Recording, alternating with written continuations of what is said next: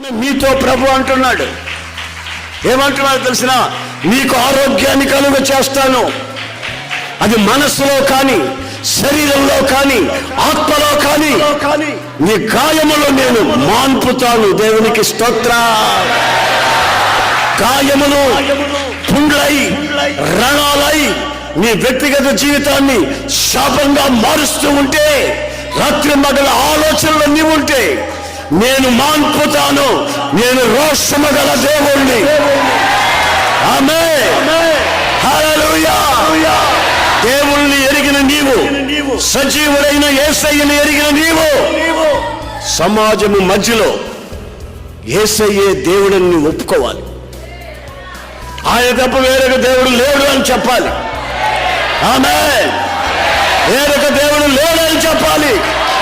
వేరొక దేవుడు లేడు అని చెప్పాలి.